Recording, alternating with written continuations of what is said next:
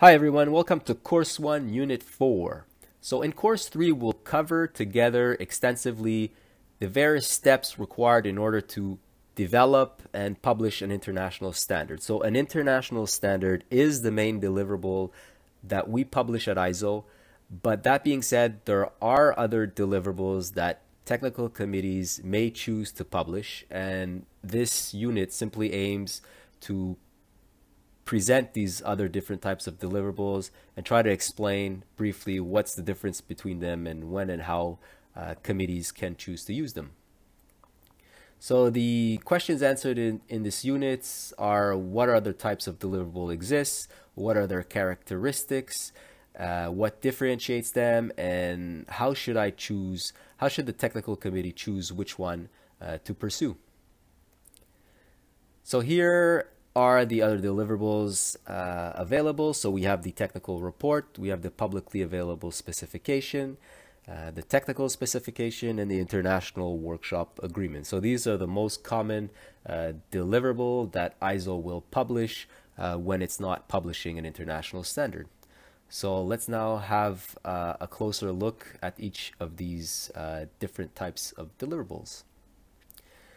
So the technical report is a deliverable that cannot contain requirements. So if you follow our e-learning modules on the editing part, which I highly encourage you to do, you will know what I mean by requirements. So in ISO speak, a shall represents a requirement, a should represents a recommendation, and a may recommends a permission. So a technical report cannot contain any shalls. So it cannot contain any requirement. Once again, it usually contains data collected as the result of group work and group discussions. Publishing a technical report is fairly easy and does not require the same level of consensus as an international standard, for example. So if you don't know what I mean when I say it doesn't require the same level of consensus, so we will go in great details in course 3 what we mean by consensus and what are the different level of consensus and how do we progress with consensus to the publishing of an international standard or one of these other types of deliverable.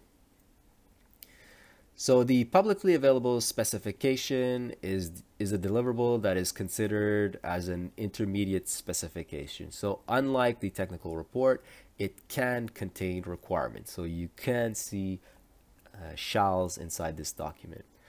Yet the consensus level, once again, needed to publish the publicly available specification is lower than that of an international standard. The technical specification is a deliverable that is generally considered as a pre-international standard, so to speak. It can contain requirements, recommendation, permission, but it still requires a lower level of consensus than required to publish an international standard. So with a TS, a committee can publish an ISO deliverable even if the subject is not mature enough for an international standard.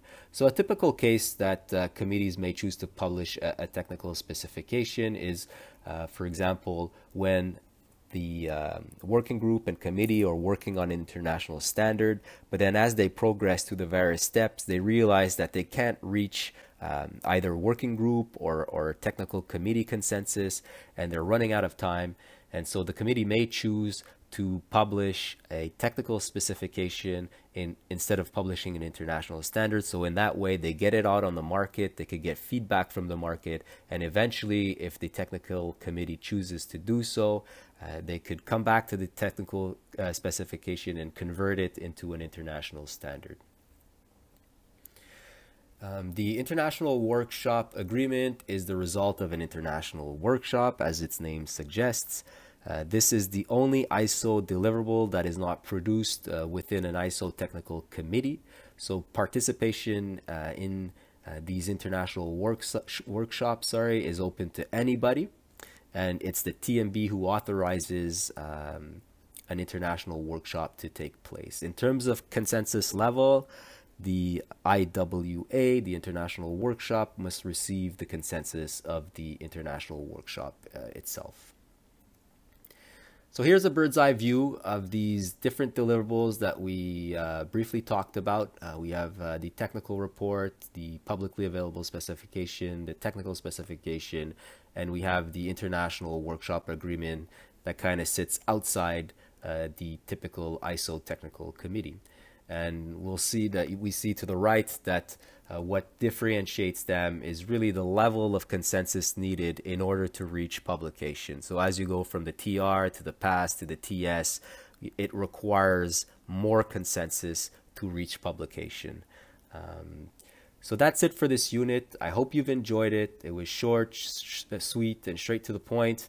And I'm looking forward to speaking with you in the future courses. Thank you.